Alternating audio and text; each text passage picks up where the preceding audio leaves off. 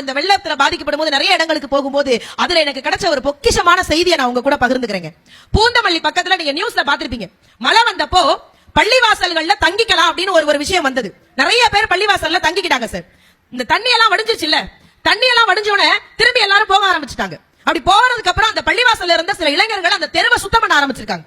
சுத்தம் பண்ணிக்கிட்டு இருக்கும் போது ஒரு குப்பை தொட்டி வாசல்ல, அதாவது குப்பை தொட்டி கிட்ட ஒரு மஞ்ச பை இருந்திருக்கு. அந்த பையில 6 பவுன் நகை 10,000 ரூபாய் பணம் இருந்திருக்கு.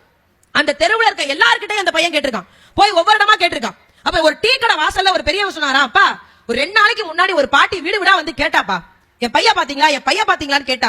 ஒருவேளை அந்த பாட்டியா கூட இருக்கலாம், ரொம்ப அழுதாப்பா, கோவிலுக்குள்ள படுத்திருக்கான், ஒரு வார்த்தை மட்டும் கேட்டுறியான்னு.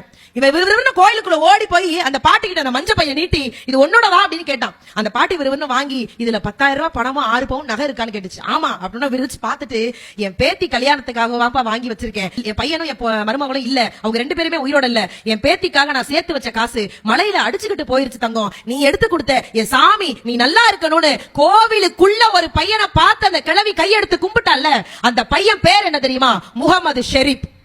அதுதாங்க மதம் தாண்டிய மனிதம். இங்க நிறைய விஷயம் இருக்குங்க, அதெல்லாம் நம்ம வாழ்க்கையில கத்துக்க ஆரம்பிச்சோம்னு வச்சுக்கோங்க, அதை விட சந்தோஷம் வேற எதுவுமே கிடையாது.